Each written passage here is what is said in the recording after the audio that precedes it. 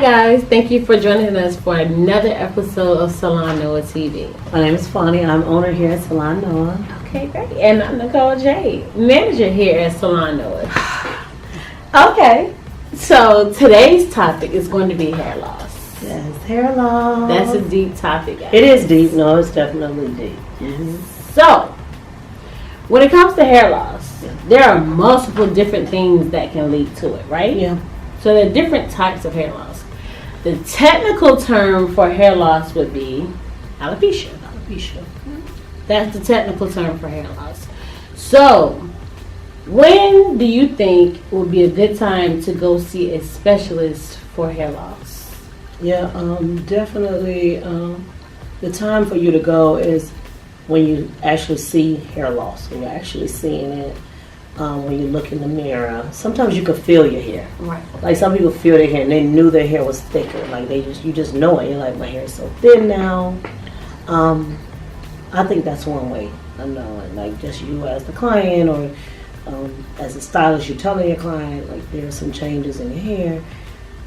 Definitely, or even seeing the hair in the comb, in the brush, or in the bowl. Definitely. I agree. You agree? I think a good time to be able to go see a specialist would be when you feel as though some type of medicine, you started taking a different medicine or changed your diet, and then again have noticed an increased amount of hair either in the sink or in your tools that you're using to do your hair with.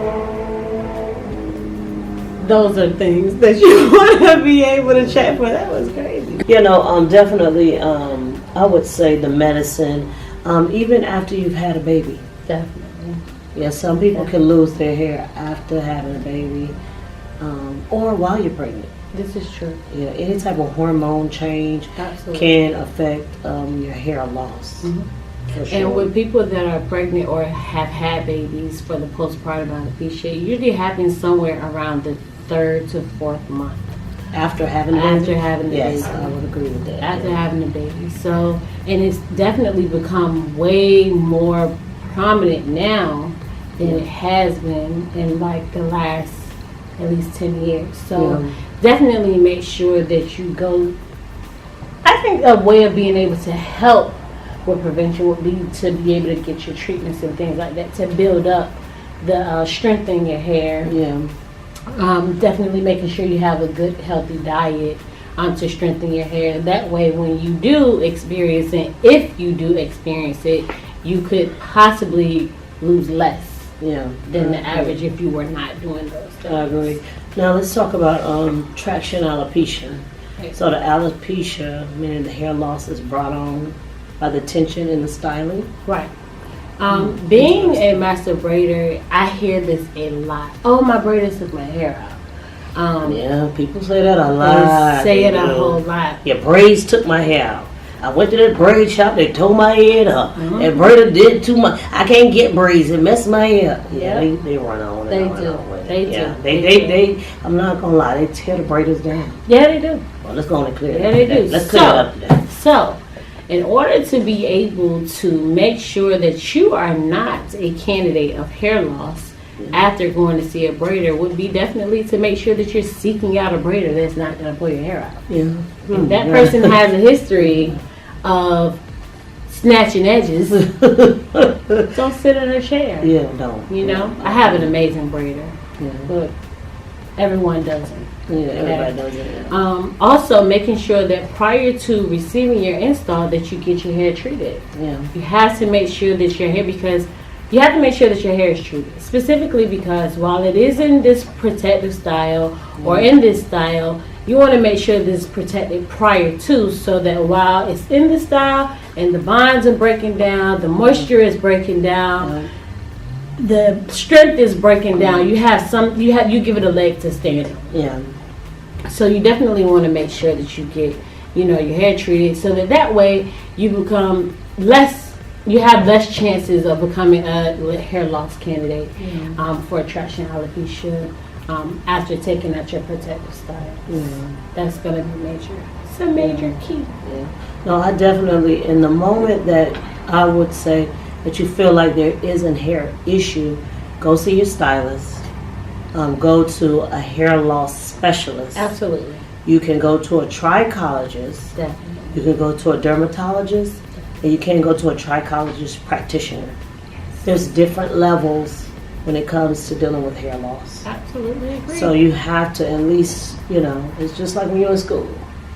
You got an issue, you go to the teacher. Or the counselor. You go to the counselor. You can't go to the counselor, you go to the principal. Right. Yeah, there's somebody over somebody in so many words. But when it comes to hair loss, the stylist can't do it for you. And I do that with my clients. I'm like, this is above my level. Right. You got to go to the next level. Absolutely. You got to go to a hair loss specialist.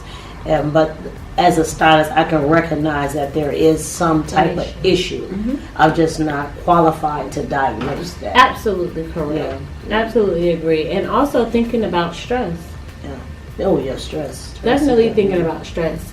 A lot of the times when a person is stressed out, the hair texture itself will change. Yes. And after it changes, it just slides on out. Yeah, it gets weak, it gets frail, and it will break. Yes, and sometimes it will remove. It will just, when you're combing it, it'll just come out of the hair. Absolutely agree.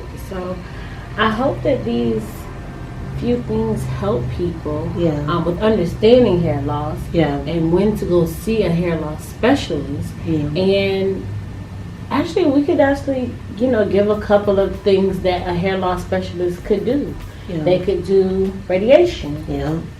They could look at your hair or your scalp in a scope. Yeah. That gives you a magnified view of your hair and your scalp. Yes. That your naked eye can't see. Yeah. So they can deliberately go inside to tell you what they feel the issue could be, whether it be a zinc deficiency, an iron deficiency. Yeah. They can also provide treatments definitely for your diagnosis. So make sure that you go to see your local or regional hair loss specialist so that you can take care of your issues if you have them before they get bad. Thank you guys so much for joining us for this episode of Salon TV. Yes. I am Nicole J. I'm Fonnie here at Salon Noah. And we will see you guys next time. Bye. Yes. So, we're going to talk about some good old bald head. Bald head?